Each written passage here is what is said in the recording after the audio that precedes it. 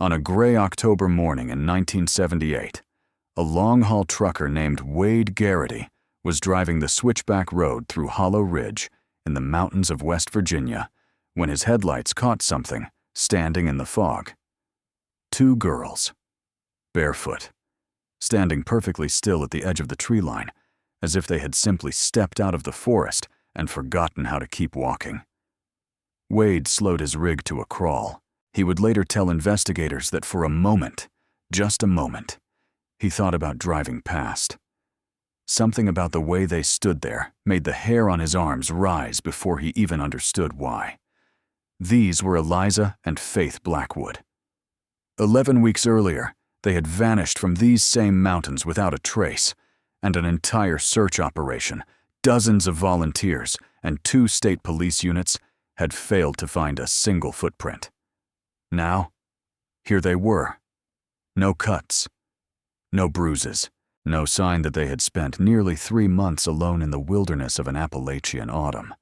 But it was not their condition that would terrify the town of Hollow Pine in the weeks that followed. It was what the sisters said happened to them out there, in a place they could not quite explain, in a silence that older residents recognized far too well.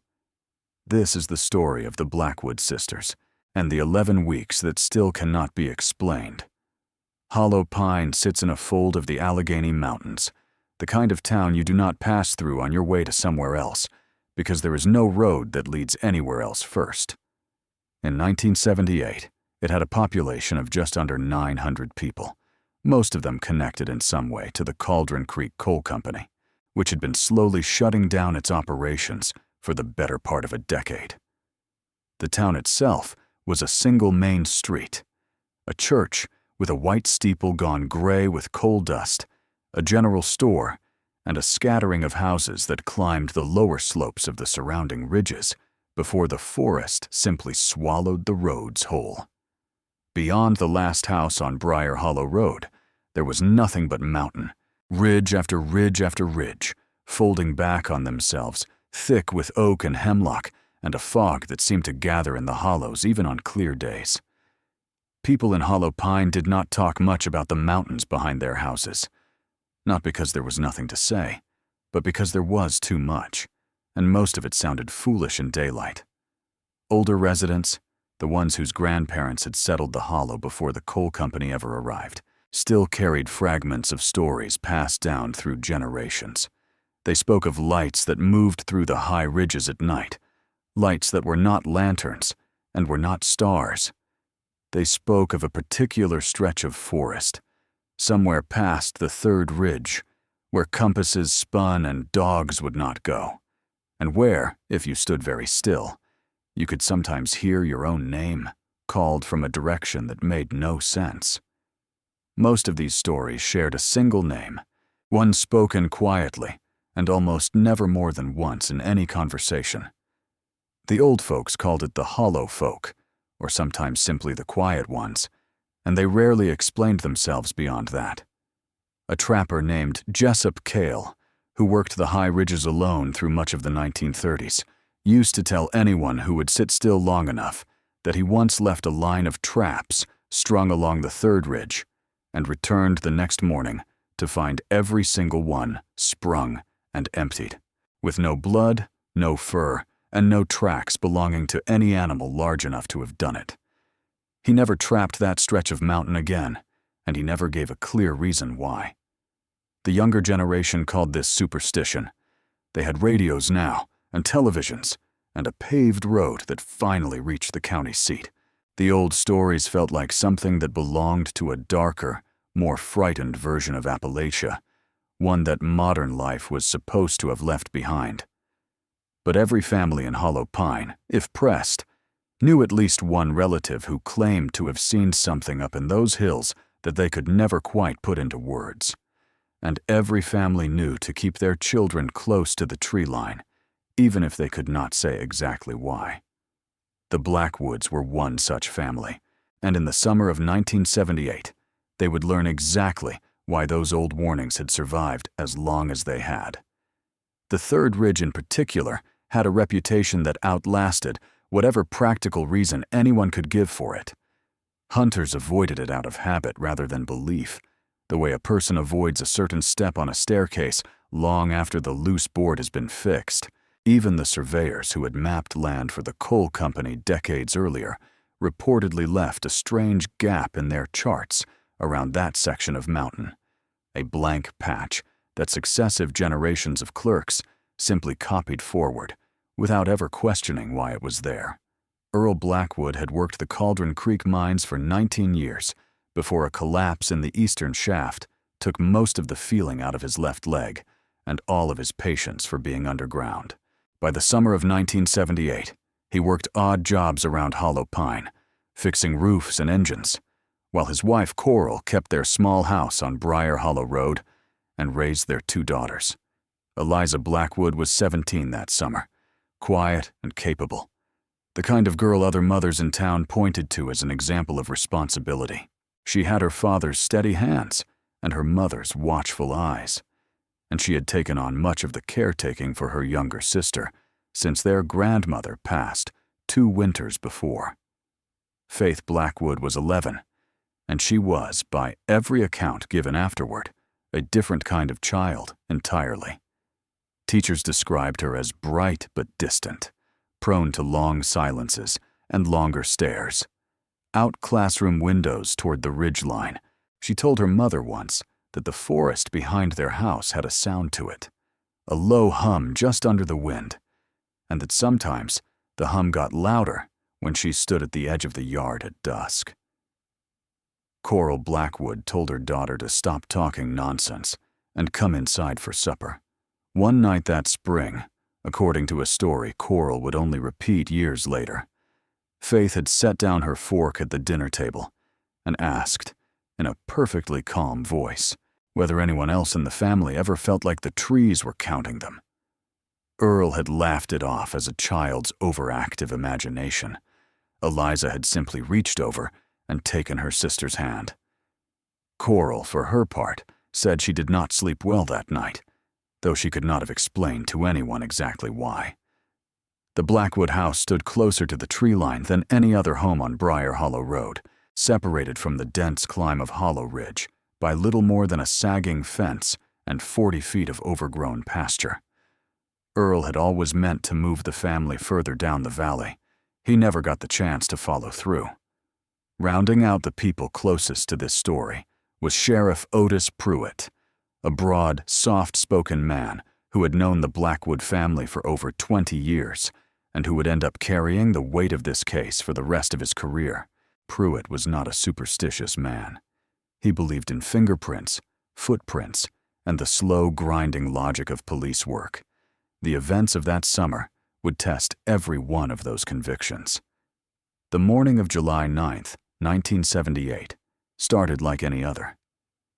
Coral Blackwood sent her daughters up toward the lower slope of Hollow Ridge to pick blackberries, a chore they had done dozens of times before without incident. The berry bushes grew thick along an old logging trail about a quarter-mile past the fence line, well within sight of the house if you knew where to look. Eliza carried the basket. Faith walked ahead of her, humming something under her breath that Eliza later said she did not recognize, though she assumed at the time it was something from the radio. Coral expected them back within the hour. By noon, when neither girl had returned, she walked up the slope herself, calling their names into the trees.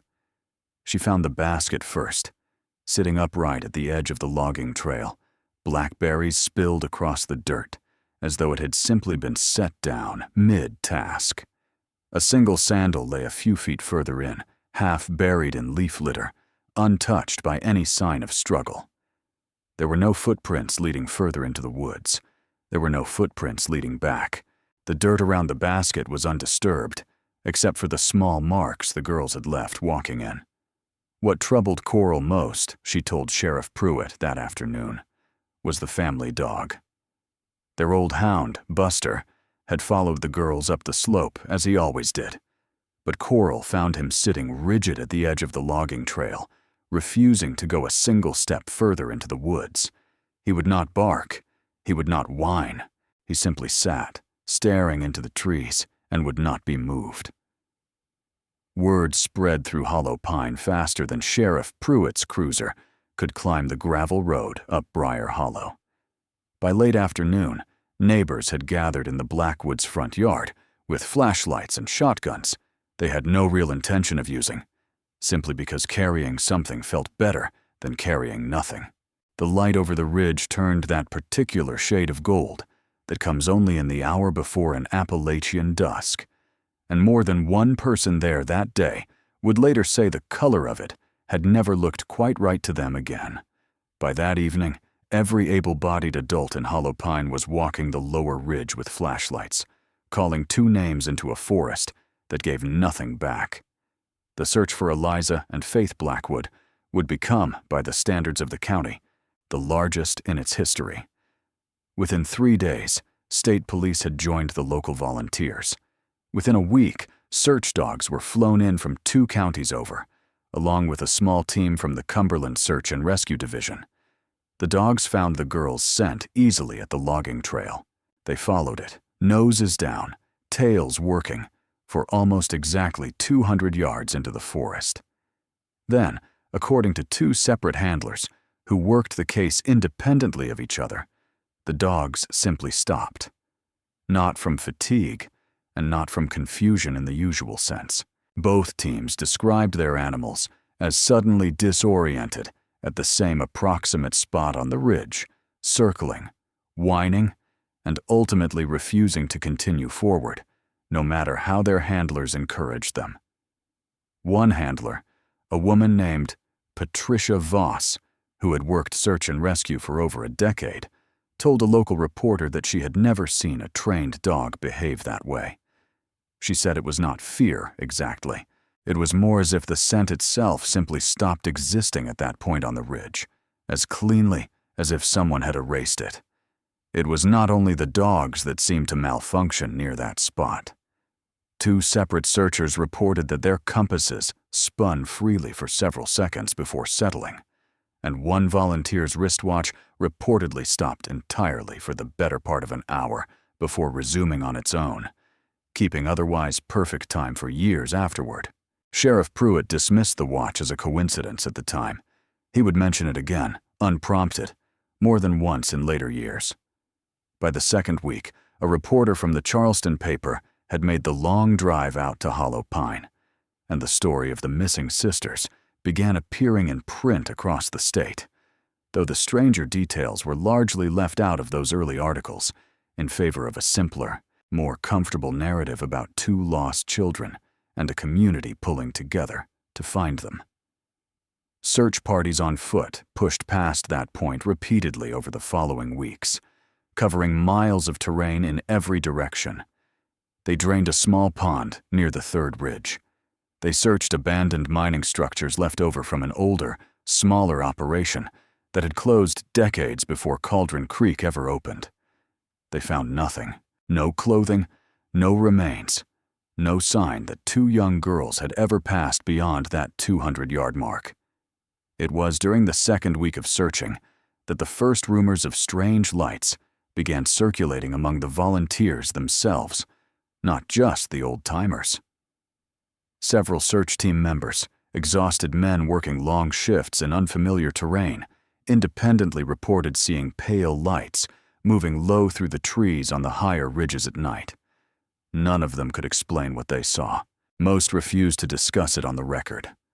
One volunteer, a younger man named Davy Holcomb, who had grown up 2 towns over and had no prior connection to Hollow Pine's older folklore, described the light he saw as moving with a kind of deliberate slowness, pausing occasionally as though it were aware it was being watched.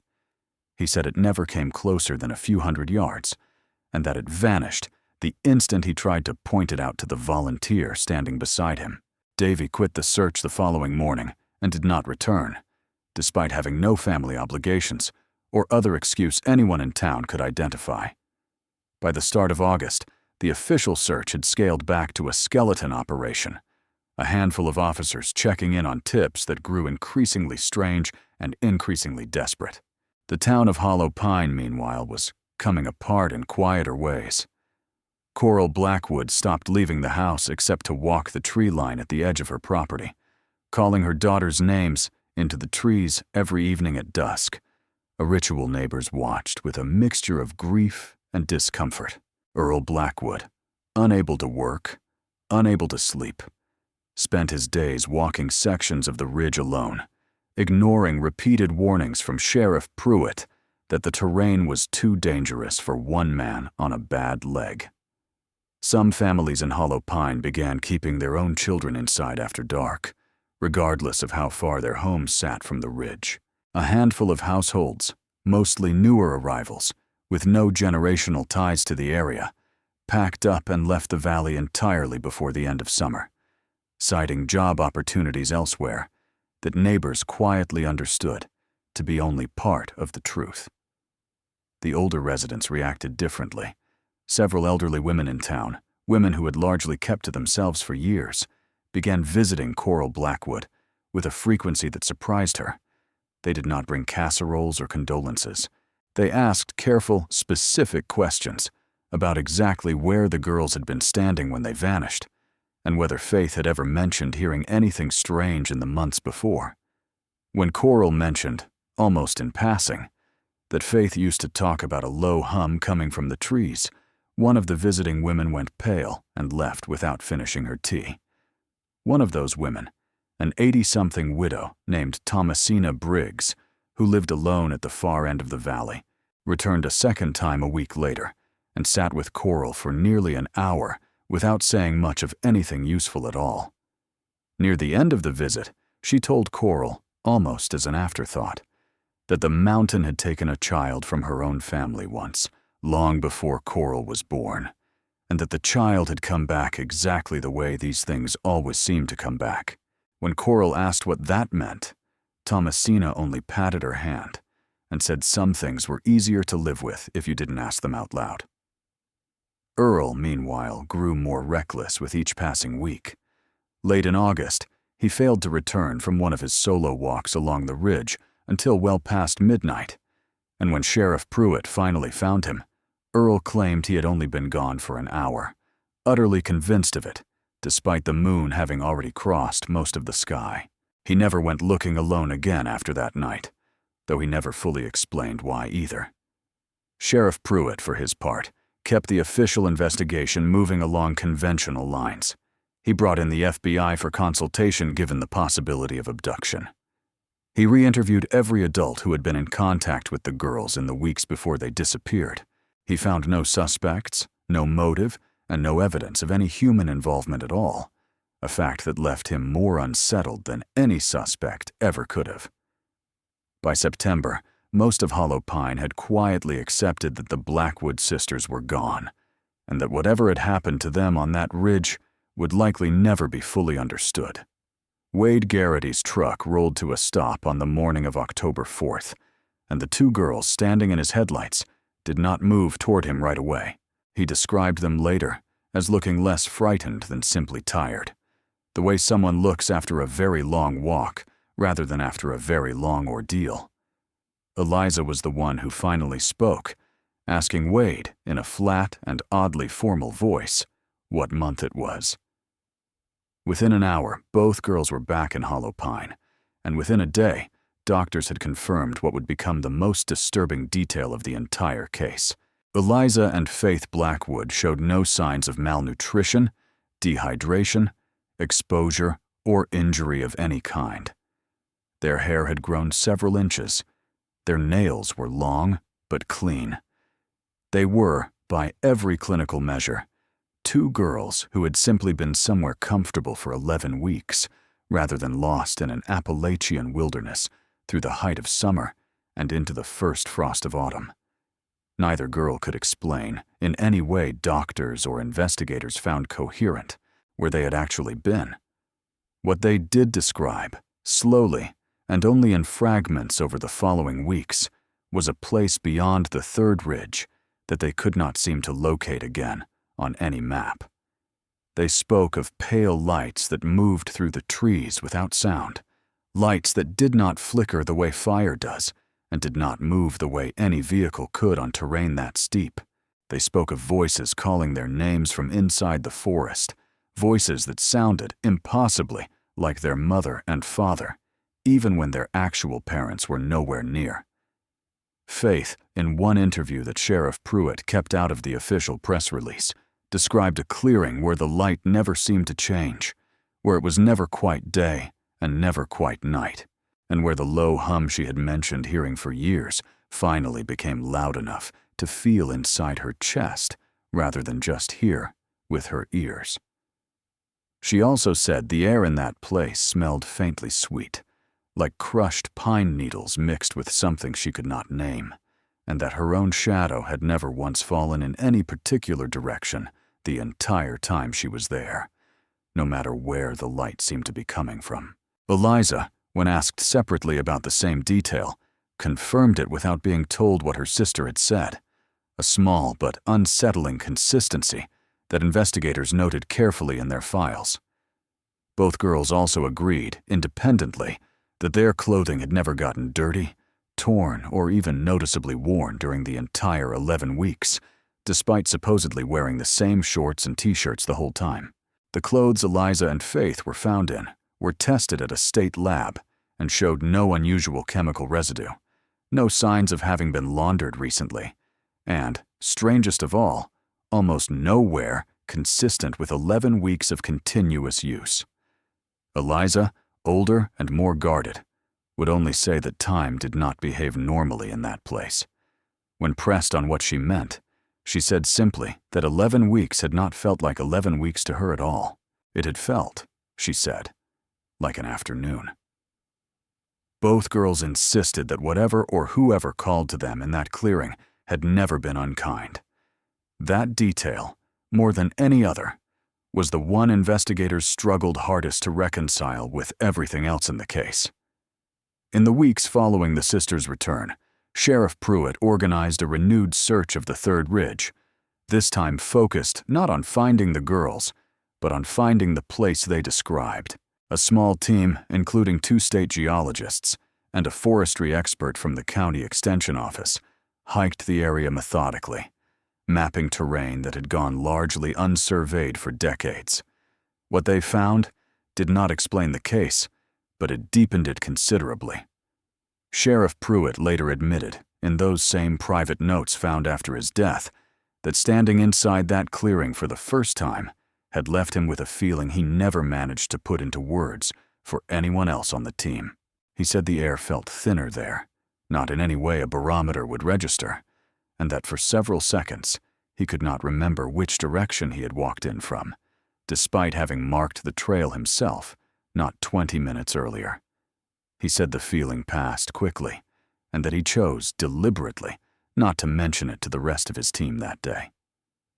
Roughly half a mile past the point where the search dogs had lost the scent in July, the team came across a natural clearing ringed by an unusually even circle of standing stones, none taller than a man's waist, weathered enough to suggest they had been there for a very long time. There was no record of the clearing on any county survey, mining map, or forestry document the team could locate. Despite the area technically falling within land, the Cauldron Creek Coal Company had surveyed decades earlier for potential extraction. Several of the stones bore faint markings that the forestry expert assumed at first were simple weathering or lichen growth, but a closer look revealed something closer to deliberate carving. Shallow grooves arranged in patterns that none of the team recognized as belonging to any documented tradition from the region, old or new. Photographs were taken and forwarded to a university archaeology department for review. No formal response to that request was ever recorded in the county files. The forestry expert noted that the trees immediately surrounding the clearing showed unusual growth patterns, as though something about that specific patch of ground discouraged normal expansion of the tree line. He could offer no scientific explanation beyond noting it for further study, a study that, as far as public record shows, was never actually conducted. Both geologists on the team reported their own instruments behaving strangely the moment they entered the clearing itself. One compass reportedly spun in a slow, continuous circle For the entire 20 minutes, the team spent taking measurements, only settling back to normal once everyone had retreated past the ring of stones. Neither geologist offered an explanation in their official report, and both, according to a clerk who later filed the paperwork, declined to return to the site for any follow-up survey. It was during this period that an elderly resident named Opal Tackett came forward to speak with Sheriff Pruitt directly, something she had apparently been hesitant to do for weeks. Opal was 81 years old in 1978, and she told Pruitt a story she said she had never shared with anyone outside her own family. In 1911, when Opal was a small child, her own older cousin, a girl named Bertie Tackett, had vanished into the same general stretch of mountain for nearly 3 months before reappearing with no injuries, and a story remarkably similar to the one the Blackwood sisters now told. Lights in the trees, voices calling her name, a clearing where time felt wrong, and the light never settled into either day or night. Bertie had refused to discuss it in detail for the rest of her life and died, decades later, having never married, never left Hollow Pine, and never once climbed past the second ridge again, not even to attend her own mother's burial on the far side of it. Pruitt began quietly searching old county and church records for any other disappearances matching this pattern. He would find more than he expected, and far less explanation than he needed. Over the following months, Sheriff Pruitt identified at least 4 other documented disappearances in the Hollow Pine area, stretching back over a century, each involving children or young teenagers who vanished into the mountains for an extended period and returned with no physical harm, and strikingly similar accounts of lights, voices, and a place where time seemed to lose its grip. None of these cases had ever been connected to one another in any official record.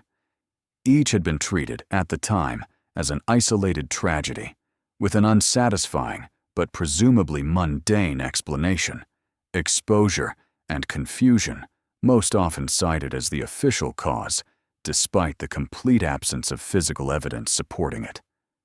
What emerged, when Pruitt laid the cases side by side, was not a clear answer, but an unmistakable pattern. Every disappearance had occurred during the warmer months. Every returning child had been found, near the same general stretch of the third ridge.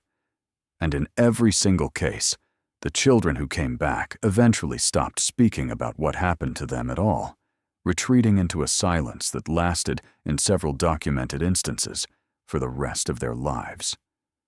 Among the cases Pruitt uncovered was a boy named Daniel Whitfield, who vanished in the summer of 1934 at the age of 9 and returned that October with an account of lights and a humming clearing nearly identical to Faith's, though he lived another 6 decades afterward without ever once setting foot past the second ridge again. There was also a pair of cousins, both girls, who disappeared together in 1952 and returned within days of each other's birthday, despite vanishing on the same afternoon, a detail no one in the family could ever satisfactorily explain to the local paper that briefly covered the story. Eliza and Faith Blackwood followed this pattern almost exactly. In the first weeks after their return, they had answered questions, however strangely. By the following spring, both girls had stopped discussing the 11 weeks entirely, even with their own parents. Faith, in particular, would simply leave the room if anyone brought up the topic, a reaction her mother described as less like avoidance and more like genuine inability to continue. The one consistent message both sisters did continue to offer, for years afterward, and to anyone who asked, was a warning rather than an explanation. They told people, calmly and without elaboration, not to go looking for the clearing beyond the third ridge. They told people that whatever was out there did not appreciate being sought out, only being found, and that those were not the same thing at all.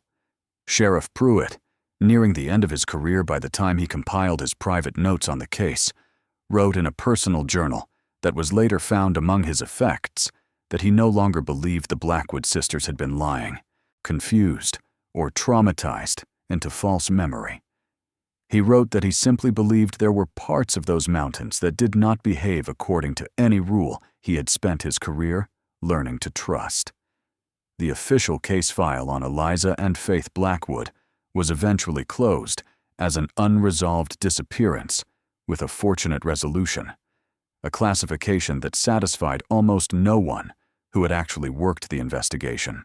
No charges were filed, no suspects were ever named, and no physical evidence was ever recovered to support any conventional theory of where the girls had actually spent those 11 weeks.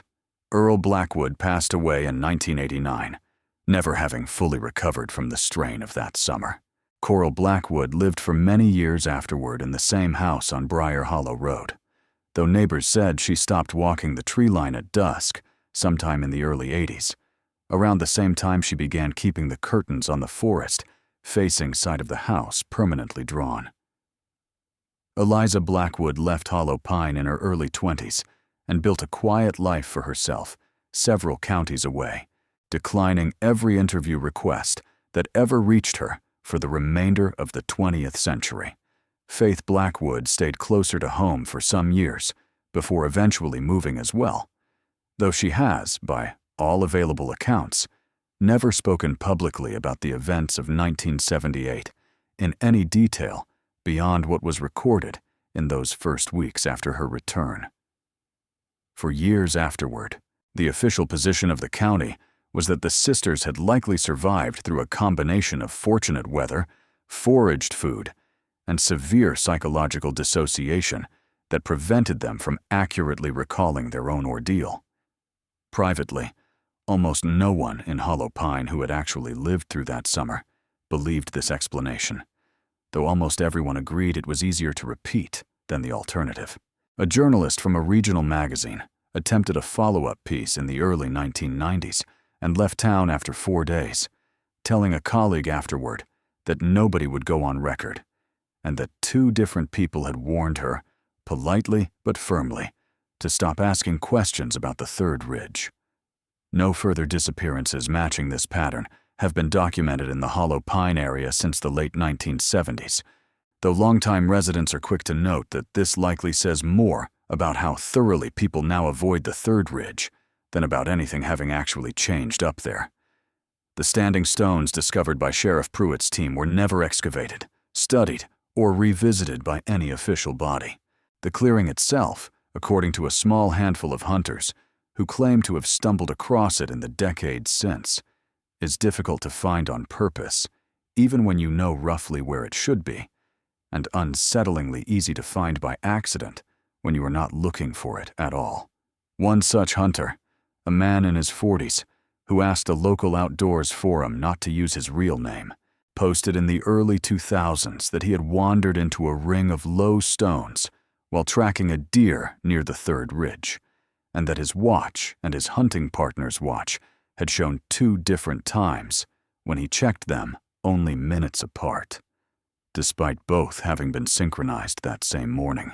He wrote that he left without taking a single photograph, and that something about the clearing made him feel, in his own words, like he, Eliza, and Faith Blackwood are still alive today, both in their 60s, both living quiet lives far from the mountains where they spent 11 weeks that medicine, science, and time itself have never been able to fully account for. Neither sister has ever changed her story. Neither has ever offered the explanation everyone still wants, and neither has ever stopped warning people, gently but firmly, to leave the third ridge exactly where it is. Sheriff Pruitt passed away in 2003, and a single line from his private notes has circulated quietly among Hollow Pine residents ever since, copied and recopied, until no one remembers exactly who first read it aloud. He wrote that some places do not lose people, they simply borrow them, and give them back changed enough that you never quite trust the mountain, or your own children, the same way again. Somewhere past Hollow Pine, the fog still gathers in that hollow every evening, just like it always has.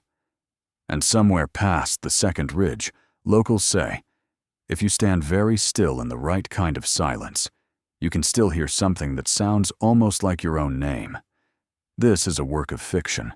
All names, locations, events, and characters in this story are entirely invented for entertainment purposes. Any resemblance to real people, places, or events is purely coincidental.